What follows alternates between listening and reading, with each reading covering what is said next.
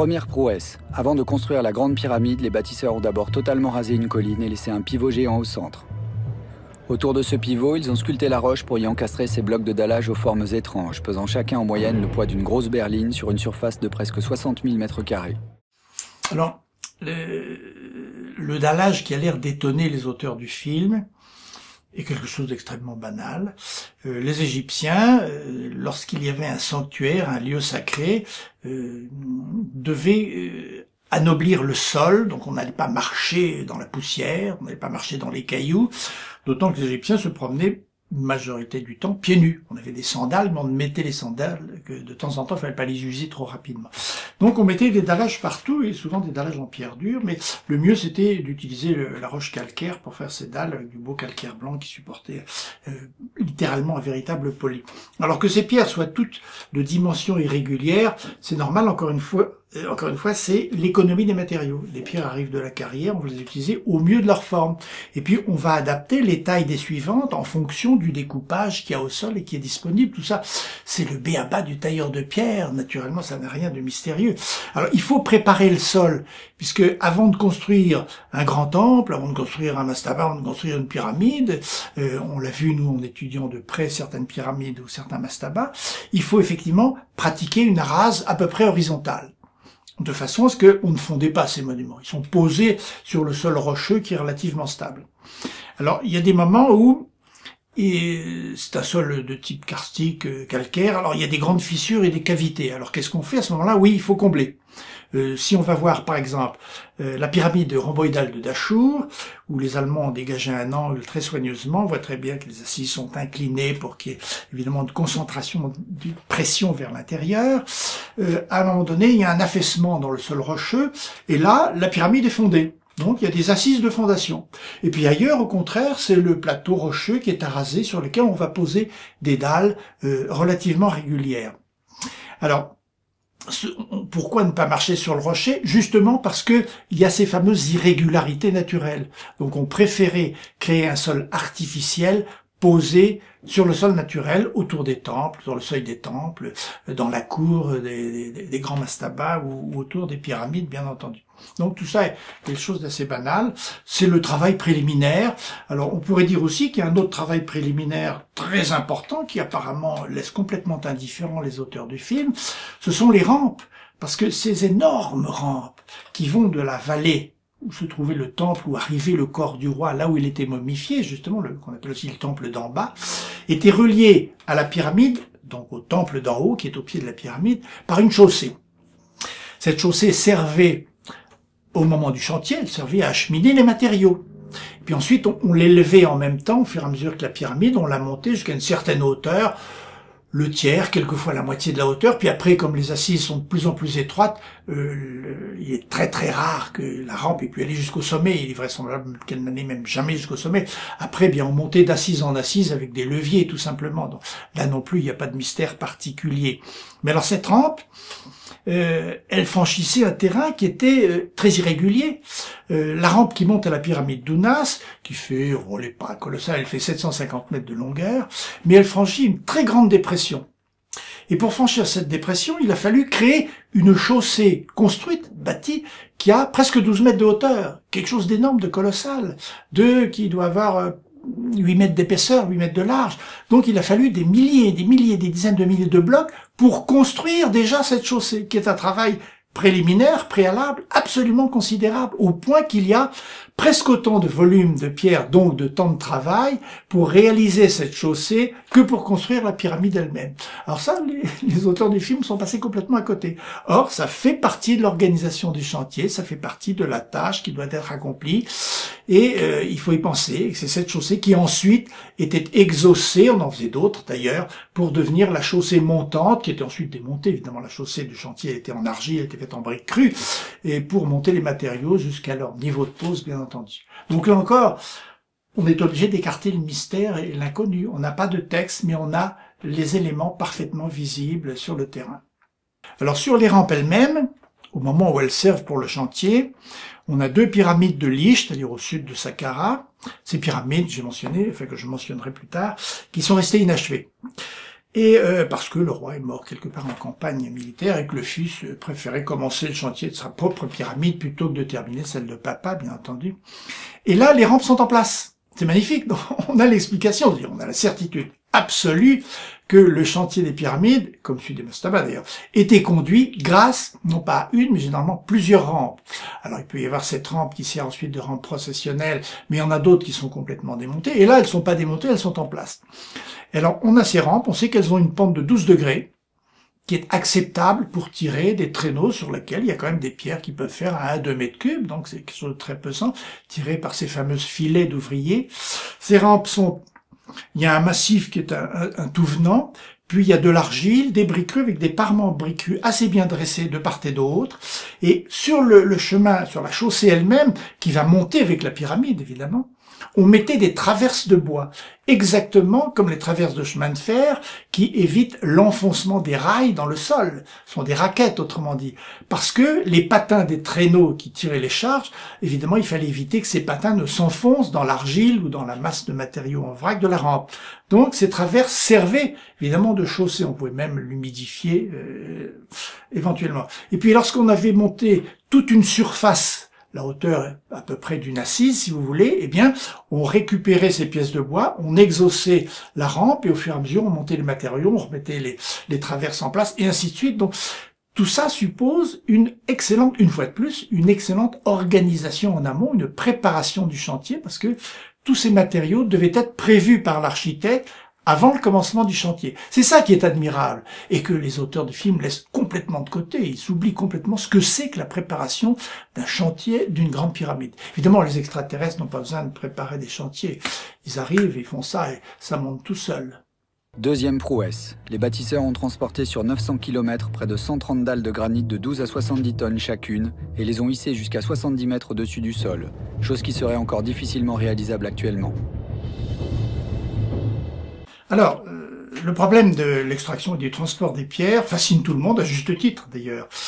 Et ce qu'il y a d'extraordinaire, c'est précisément d'admirer le fait que ce sont des hommes comme vous et moi qui ont exécuté ce travail titanesque et pas des gens qui ont une science mystérieuse qui leur permet de mettre des pierres en lévitation. À ce moment-là, absolument aucun mérite, bien entendu. C'est ça qui est formidable, c'est que les gens essayent d'admirer ce qui est magique, et très facile à réaliser, puisque c'est magique, et n'admirent plus, du coup, le travail formidable accompli par les Égyptiens, l'imagination qu'ils ont dû développer pour transporter des charges aussi lourdes. Alors, lorsqu'on dit des charges de 50 à 70 tonnes, enfin aujourd'hui même, ce serait difficile, on ne parviendrait pas, je voudrais rappeler qu'un Airbus pèse, je crois, 545 tonnes, le A380, 545 tonnes, c'est-à-dire infiniment plus que la plus grosse de toutes les pierres entrant dans la construction des pyramides, et que non seulement on peut le déplacer, l'Airbus A380, mais même on le fait voler. Alors, cessons de fantasmer sur « on ne pourrait pas le faire même avec nos machines », c'est une niaiserie infantile. D'autre part, les Égyptiens ont quand même été très bavards et ont beaucoup illustré leurs travaux. Ceux qui parcourent la nécropole de Saqqara peuvent voir sur les bas-reliefs des mastabas, qui sont des pyramides en réduction, évidemment, c'est les mêmes techniques de construction, un certain nombre de représentations de la façon dont on transporte les pierres. Lorsqu'on va à la pyramide d'Ounas, on voit des chalands qui transportent, pour la construction du temple funéraire du roi Ounas, transportent d'énormes pierres qui sont des granites qui viennent d'Assouan sur des chalands. On le sait par la suite, la reine Hatshepsut montre comment elle transporte des obélisques qui pèsent plus de 400 tonnes, également sur des chalands. Donc ces pierres, on sait très bien comment on les transportait. Alors j'ajouterais que on peut prendre même des dessins d'une grande banalité, correspondent un peu au quotidien. Je vais vous donner ce dessin, qui correspond au quotidien des chantiers. La roue n'était pas utilisée par les Égyptiens à l'Ancien Empire, ils l'utilisent au Nouvel Empire, mais uniquement pour des chars d'apparat, des chars de guerre, etc. Le moyen de transport, c'est le bateau, parce que le bateau, c'est le fleuve et la route qui marche toute seule. Donc il y a des chalands capables de prendre des obélisques qui pèsent plus de 400 tonnes. Aucun problème, on le sait, on a des illustrations, on a des textes. Et par voie terrestre, eh bien, la charge, elle quitte son lit de carrière sur des rouleaux, donc elle est tirée par des hommes, et puis ensuite on la charge sur un traîneau. Or, on a de multiples images de ces traîneaux, on sait que c'était le véhicule par excellence de tous les transports masse pesante, et on voit même de quelle manière ils étaient tirés. On a une seule représentation, on voit uniquement des attelages d'animaux, qui sont des 3 paires de bœufs qui tirent un bloc de pierre qui doit faire environ 2 mètres cubes ou 3 mètres cubes. Mais pour les charges plus pesantes, on préfère l'attelage humain. Pourquoi ? Cette représentation qui permet de montrer l'attraction d'un colosse de Djaoutiothep, qui est du Moyen Empire, nous montre que les Égyptiens préféraient l'attelage humain parce que, à partir d'une certaine charge, ils font un très grand nombre d'animaux, des bœufs. Or, encore, 6 bœufs, 3 paires de bœufs, c'est encore possible. Mais lorsqu'il en faut une quarantaine, il est impossible de faire partir en même temps, c'est-à-dire au moment où on a besoin du maximum d'efforts, une quarantaine des bœufs exactement simultanément.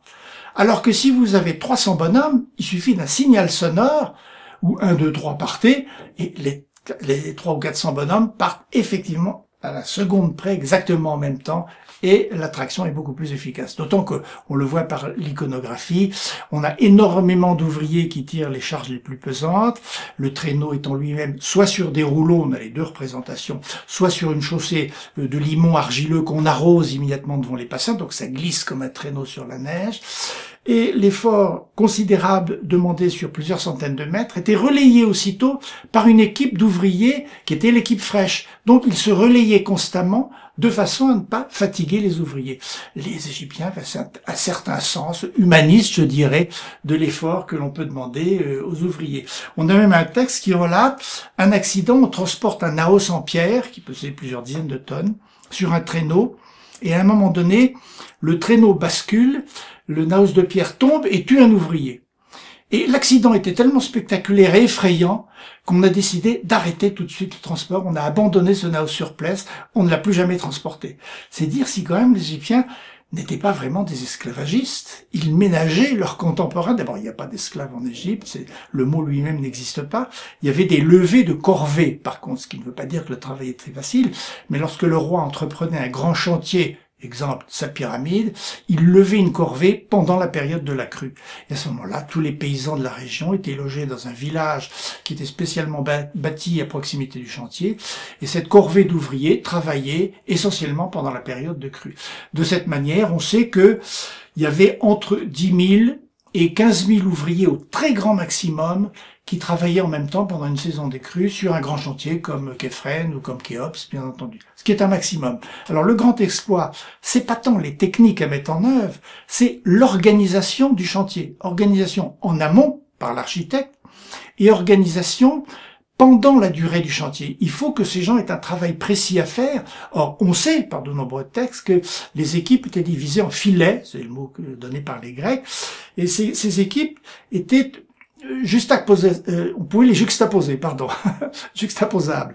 Et lorsque une filée de 30 ouvriers ne suffisait pas, on en mettait une seconde, on avait 60 ouvriers. Si ça ne suffisait pas, on en mettait une troisième. Donc c'était toujours quelque chose extrêmement, très rudimentaire, extrêmement simple, et c'est comme ça qu'on obtenait de très bons résultats. Il n'y avait pas de machines chez les Égyptiens.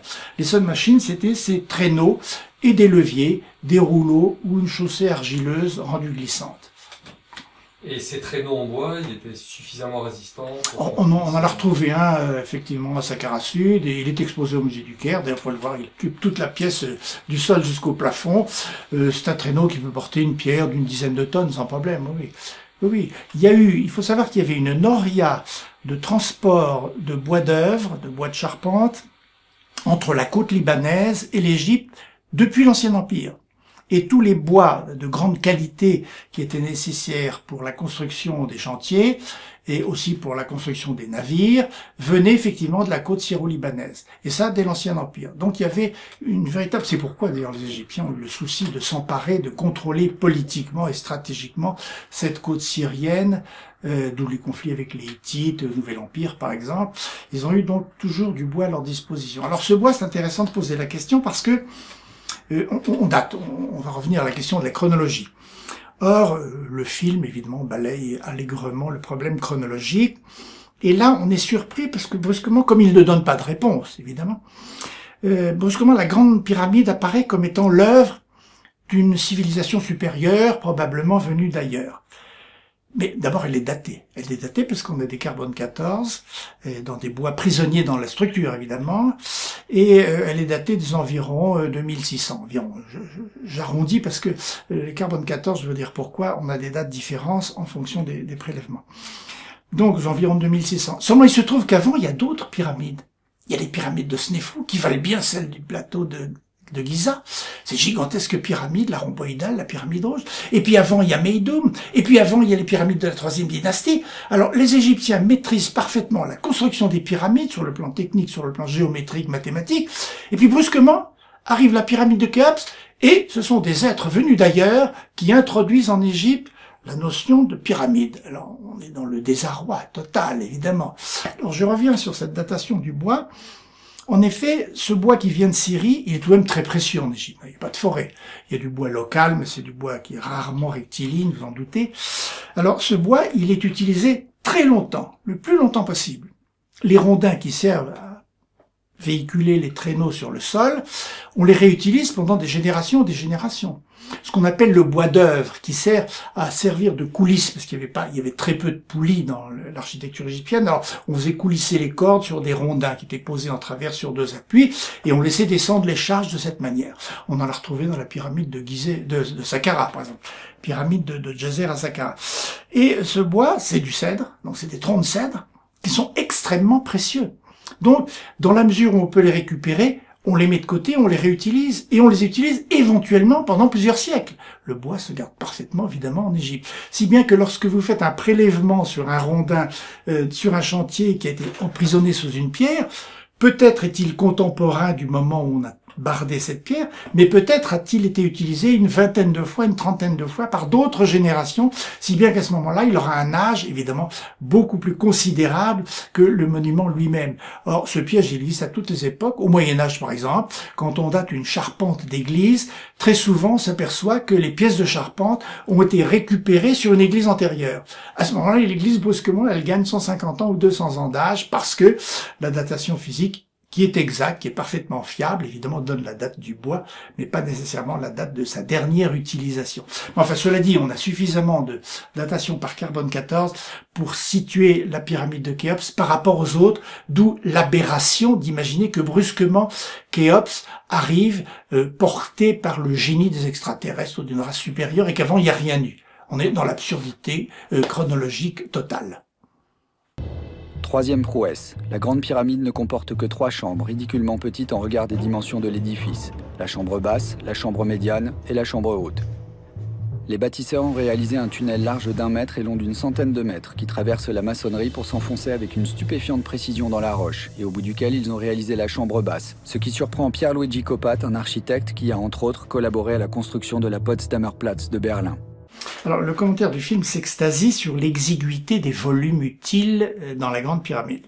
Effectivement, les descendriers ont 1 mètre, 1 mètre 10, 1 mètre 20 de côté, mais la chambre du roi est quand même très volumineuse, avec 10 mètres 50 sur 5 mètres 20, c'est la plus grande chambre funéraire, mais ça n'avait strictement aucune importance.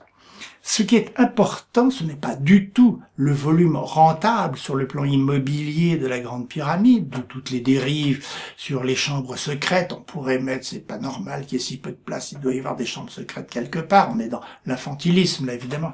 Ce qui compte, c'est la valeur de signal du monument. La pyramide qui naît avec Djeser, effectivement, c'est à la fois symboliquement et réellement l'escalier monumental qui va permettre à l'esprit du roi de rejoindre le monde du divin. Donc, c'est ça qui compte. C'est le fait que les dieux vont voir cet escalier gigantesque et en même temps le roi va pouvoir les rejoindre puisqu'il va rejoindre le monde du divin, il va combattre avec eux contre les forces du chaos pendant toute la nuit et chaque lever du soleil il revient dans la pyramide. Et qu'importe que la chambre du roi soit toute petite, exiguë, grande ou moyenne, ça n'a strictement aucun intérêt. La seule chose qui compte, c'est effectivement la valeur du signal. Alors là, il y a aussi l'orgueil du souverain qui veut régner. Alors on le sait depuis le roi Djeser, c'est la première pyramide et on sait au moins l'intention. Djeser voulait régner sur la ville de Memphis pour l'éternité. Donc il ne veut pas être dans la ville, puisqu'il y aura un successeur dans la ville de Memphis. C'est pourquoi il demande à Imhotep, son architecte, de lui construire un double, un simulacre de la ville de Memphis sur le plateau désertique. Là, on construisait les mastabas des rois des premières dynasties. Et au milieu, un tombeau que l'on verra depuis la ville, qui sera son espèce de palais pour l'éternité. Et en effet, ce qui est fantastique à visiter, c'est la plus extraordinaire de toutes les pyramides, c'est qu'à 28 mètres de profondeur, il y a le palais qui reproduit les façades du palais, qui plus est 2 fois, puisqu'il est roi du Nord et roi du Sud. Donc on descend en bas et on déambule dans des galeries, on est devant la façade du palais avec des céramiques égyptiennes, des choses extraordinaires, et par l'ouverture des portes, on voit le roi, il est visible, on le voit, il est là, présent. Donc c'est ça qui est important, c'est qu'il règne effectivement pour l'éternité dans cette pyramide, et on le voit depuis la vallée du Nil, et on le voit pour l'éternité. Et le pari est réussi puisqu'il est toujours là, la pyramide est toujours là. Donc la grandeur, les dimensions des galeries ou des salles qui sont à l'intérieur n'a strictement aucune importance. C'est un leurre total de s'imaginer qu'on pourrait avoir d'autres salles, donc des chambres secrètes et ainsi de suite. C'est une dérive tout à fait infantile. 4e prouesse. Ils ont empilé plus de 2 millions de blocs de pierre de formes et de tailles différentes, ce qui est beaucoup plus difficile qu'avec des blocs identiques. Chaque bloc pèse le poids d'une grosse berline et le tout a été assemblé avec une précision moderne de construction. La chambre haute est parfaitement horizontale et verticale et sa précision de réalisation est supérieure à celle des constructions modernes. Un décalage d'1 centimètre dans ces dimensions ne se verrait même pas à l'œil, mais la précision est de l'ordre du dixième de millimètre. Alors parlons un peu de la structure, puisqu'elle est abordée. Suivant un poncif habituel, on dit plus de 2 millions de pierres. C'est un chiffre qui a été lancé comme ça un jour, qui n'a strictement aucune valeur. Je dis bien strictement aucune valeur, car en effet, lorsqu'on a un peu étudié les pyramides, surtout si on a vu l'ensemble des pyramides des différentes dynasties, on sait parfaitement que la pyramide, c'est quoi? C'est un tas de cailloux. Au cœur de l'édifice, c'est un tas de cailloux. Les Égyptiens n'allaient pas s'amuser à tailler en forme de cubes réguliers des millions et des millions de pierres, évidemment. Donc, au fur et à mesure que vous vous approchez des parements, or on construisait, évidemment, sur toute la surface carré de chaque niveau.